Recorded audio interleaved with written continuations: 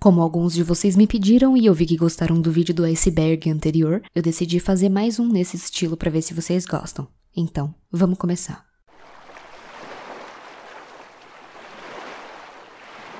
O SCP-6789 não é o Siren Head. É isso mesmo, o SCP-6789 é um SCP fictício diferente do que muitos dizem. E até eu mesma já fiz a gafe de fazer um vídeo sobre ele. E é muito importante dizer que o Siren Head é uma criação do artista Trevor Henderson, e ele não faz parte oficialmente do universo SCP. A página que diz que o Siren Head é um SCP é na Sandbox da Fundação, que é basicamente uma página onde estão os SCPs criados que não são oficiais. O 6789 oficial nem é uma criatura, mas sim um lugar. O SCP-343 não é um deus. O SCP-343 é dito como um ser onisciente e onipotente, capaz de criar e manipular a realidade. Mas existem falhas nas suas histórias e nos comportamentos, levando alguns a questionar se ele realmente é o que diz ser. Apesar das suas supostas habilidades divinas, ele parece ser bem limitado na capacidade de interferir ou resolver problemas dentro da Fundação, fazendo muitos duvidarem se ele é tão poderoso assim. Por exemplo, em algumas histórias ele foi submetido a alguns experimentos, e isso acabou sendo bastante decepcionante para quem realmente achava que ele era um deus todo-poderoso. Algumas interpretações e teorias são de que o SCP pode estar enganando a Fundação e os outros personagens ao se passar por um deus. Classe de objeto Anata.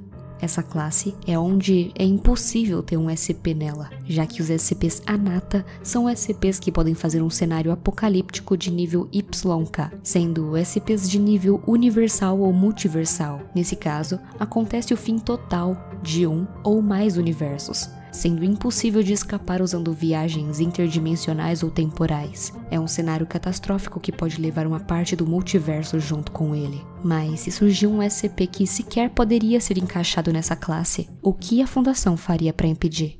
Classe de objeto Yggdrasil. Essa classe está mais acima do que a própria classe Anata, pois um SCP Yggdrasil é um SCP que pode causar um cenário apocalíptico de nível ZK, onde pode causar o fim de tudo: raça humana, planetas, galáxias, universos, multiversos, a matéria, a antimatéria, deuses, céu, inferno, tudo e nada. Absolutamente tudo que é concebível e inconcebível deixa de existir. É impossível fugir e impedir esse acontecimento, já que não teria nenhum lugar para ir. Um evento tão catastrófico que poderia afetar e dizimar o próprio autor. O SCP-Deus da Sandbox. Número do item: SCP-XXXX. Classe do objeto Apollyon. Não existe procedimentos especiais de contenção, porque a anomalia é impossível de conter. O SCP é um homem caucasiano de 39 anos, que teve sua origem em Ohio, nos Estados Unidos. A entidade é capaz de dobrar o espaço, tempo e realidade ao seu gosto e diz que tem o conhecimento de todas as coisas conhecidas no universo. A anomalia foi descoberta quando houve vários avistamentos dele, fazendo coisas impossíveis como teletransporte, telepatia, telecinese, levitação, criando e destruindo matéria e etc. Em 2019, a entidade começou a destruir prédios, veículos e também destruir civis e policiais que o abordavam.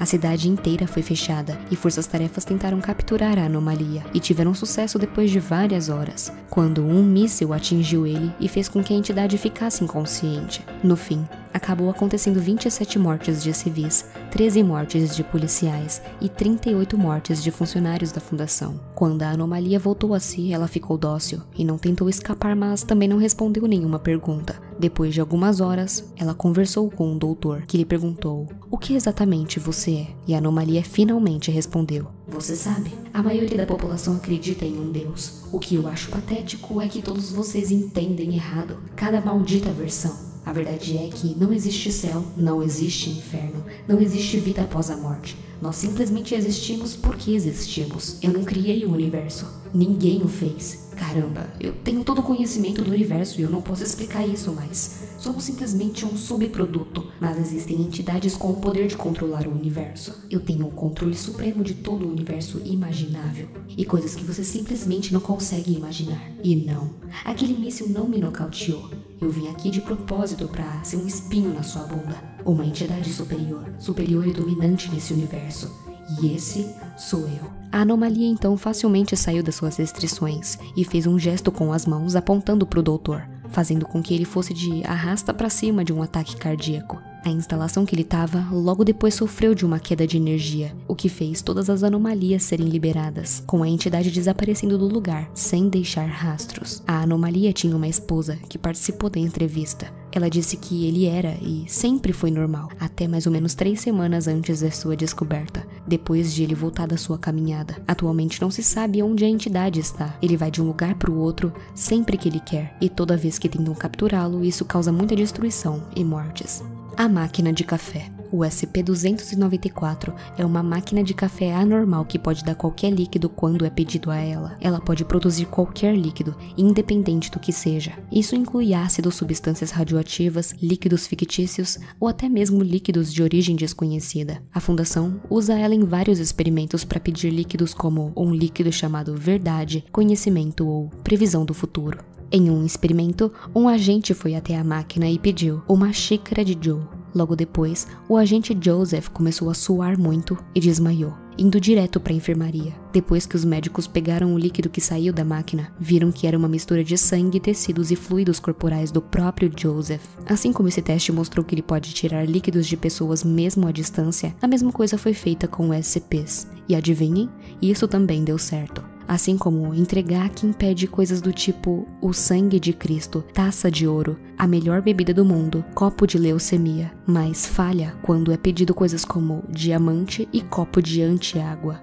McHane e Yaldabaoth. McHane, também conhecido como o Deus Máquina, é frequentemente representado como uma entidade do bem e criadora, associada à ordem, à mecânica e à restauração. Ele é visto como o outro lado da moeda de Yaldabaoth. Ele é considerado uma figura divina ou uma entidade de poder cósmico que busca equilibrar e restaurar a realidade. Alguns contos retratam ele como uma entidade que se sacrificou para criar o mundo como conhecemos. Muitas vezes, McHane é descrito como uma entidade além da compreensão humana, e suas ações são vistas como uma parte de um plano maior para manter a estabilidade do universo. Já Yaldabaoth, conhecido também como o Demiurgo, é representado como o oposto de McHane, uma criatura destrutiva, caótica e descontrolada. Em algumas interpretações, Yaldabaoth é descrito como o Demiurgo, um ser que acredita ter criado o mundo físico, mas de uma maneira imperfeita e caótica. É considerado o rival de McHane e muitas vezes associado a eventos destrutivos e anomalias que desafiam a ordem que foi estabelecida. Para quem quiser saber mais sobre ele, eu tenho um vídeo sobre cada um deles.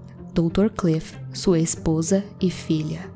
Como muitos sabem, o Dr. Cliff é um dos membros mais famosos e enigmáticos da Fundação, e é conhecido pela sua personalidade complexa e habilidades especiais. Dr. Cliff é só um pseudônimo, porque o seu verdadeiro nome e identidade são desconhecidas, adicionando ainda mais mistério ao seu personagem. Ele é um cara inteligente, perspicaz e sarcástico, com uma mente aguçada e é capaz de lidar com situações difíceis facilmente. Ele tem algumas habilidades especiais como imortalidade, resistência a anomalias e um conhecimento gigante sobre entidades e eventos anormais, fazendo dele alguém altamente respeitado pela sua existência e conhecimento no campo das anomalias, sendo frequentemente chamado para lidar com casos difíceis e de alto risco. Mas a origem dele é ainda mais bizarra que ele mesmo. Ele é nada mais nada menos que pai da SCP-166 e ex-esposo de uma criatura chamada SCP-4231-A, que também tem o nome de Lilith. Ela era uma mulher normal, uma mulher que Cliff se apaixonou, mas ela se deixou levar pela religião obscura e cultuava o Rei Escarlate, e depois de um ritual, ela se transformou numa criatura horrenda que nem mesmo Cliff reconhecia mais, mas que ele tinha esperanças de que ela voltasse a ser a mulher que ele tanto amava antes. Ela até mesmo humilhava e abusava dele, o que acabou gerando sua filha, a SCP-166. Essa história é bem macabra e com muito mais detalhes para quem quiser saber. E para isso, eu fiz um vídeo só sobre ela, e cá entre nós, é uma das minhas histórias favoritas. SCP-1471. Como muitos sabem, esse SCP é um aplicativo chamado Malo, que, quando baixado em um celular, é impossível dele ser excluído, não aparecendo também nenhum ícone de aplicativo em nenhum lugar. E esse aplicativo vai começar a te enviar várias mensagens com fotos em tempo real, de uma criatura bizarra, e quanto mais tempo se passa, essa criatura começa a aparecer, não só em imagens, mas também no canto dos seus olhos, usando sua visão periférica, e depois começa a aparecer e a te perseguir em plena visão. O problema não tá no SCP em si, mas no que fizeram com ele. Eu não sei de onde começaram a sexualizar tanto os SCPs, transformando muitos deles em furries. Nem o SCP-682 escapou disso, mas o principal foi ele, o SCP-1471. Se você simplesmente colocar o nome do SCP no Google, já vai aparecer um monte de imagens desse tipo, e isso acaba muito com a imersão e com o terror da criatura. O Rei Escarlate.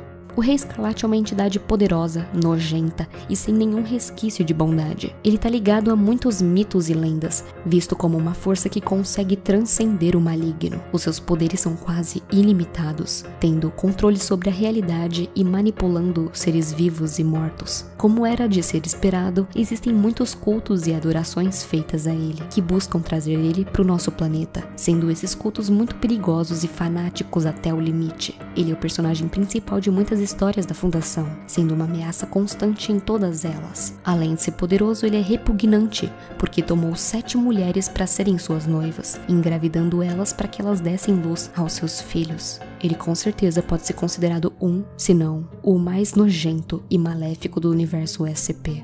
O efeito de amnésia pós-morte.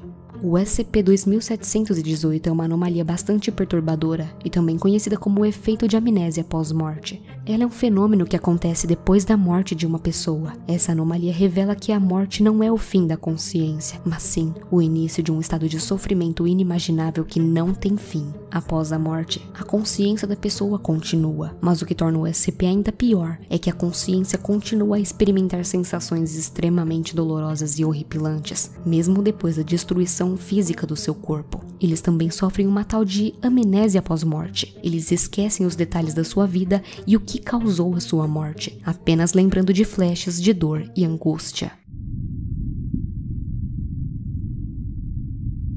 O verdadeiro procedimento 110 Montauk. Como eu estava falando sobre o quão ruim o Rei Escarlate é, o tópico de agora tem a ver com ele também. O chamado procedimento 110 Montauk é um procedimento extremamente secreto e controverso, relacionado à contenção do SCP-231. Como foi mostrado através de alguns documentos, foi dito que das 7 noivas do Rei Escarlate, 6 deram à luz. A última está até hoje no poder da Fundação, para que ela não dê à luz, pois acreditam que esse último filho poderia causar o caos no universo, podendo ser pior do que qualquer coisa. Até mesmo pior do que o seu pai. Então, a 7ª noiva passa todos os dias por esse procedimento 110 Montauk, que cá entre nós, é um dos procedimentos mais cruéis e perturbadores que existem. A mulher grávida passa por todo tipo de abuso, incluindo esse mesmo que vocês estão imaginando, todo santo dia. Tudo isso para que o 7º filho do Rei Escarlate não nasça. As torturas de James Talleyrand. Como muitos conhecem, o SCP-3999 era uma criatura terrível que se apossou de uma pessoa para poder viver, assim como os parasitas da vida real fazem. Durante milhares de anos, o seu hospedeiro James Talleyrand viveu diversas torturas, mas a maioria não tem ideia de nem da metade delas. Então, eu vou citar cada uma delas agora para vocês. Primeira, ele frequentemente alternava a forma física de James, muitas vezes combinando elementos humanos com monstros horríveis, antes de matá-lo de maneiras brutais. Segunda, Talleyrand foi várias vezes dissolvido em ácido ou teve seu corpo desintegrado lentamente, causando uma morte longa e dolorosa para ele.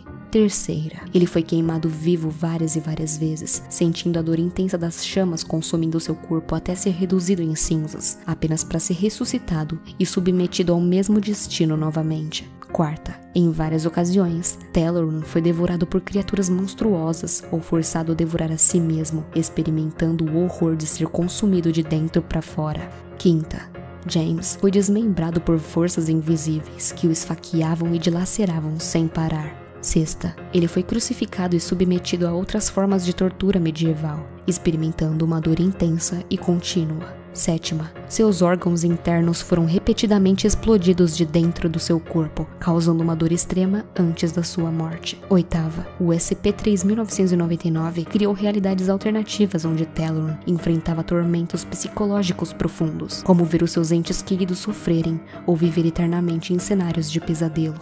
Nono, ele foi sufocado até a morte de várias formas, incluindo ser enterrado vivo, afogado em líquidos tóxicos e estrangulado por forças invisíveis. Anomalia memética. O último da nossa camada desse iceberg é o SCP-3125, que é uma anomalia extremamente perigosa e complexa, também chamada de Akiter Eterna. Ele é uma entidade que tem a capacidade de se espalhar e afetar as mentes humanas. O SCP se espalha através de informações, principalmente através de conceitos e ideias. Quando uma pessoa entra em contato com essas informações, ela se torna uma fonte para transmitir ela cada vez mais. O efeito dele é completamente destrutivo para a mente humana, levando o infectado a perder a identidade, se tornando um escravo da entidade. A entidade tem o chamado disfarce cognitivo, o que significa que ela pode se camuflar como pensamentos normais e inofensivos, tornando difícil detectar sua presença até que seja tarde demais. Ela representa uma ameaça à própria estrutura da realidade, porque a sua propagação em massa poderia causar a perda da identidade humana e na formação de uma consciência coletiva controlada pelo SCP.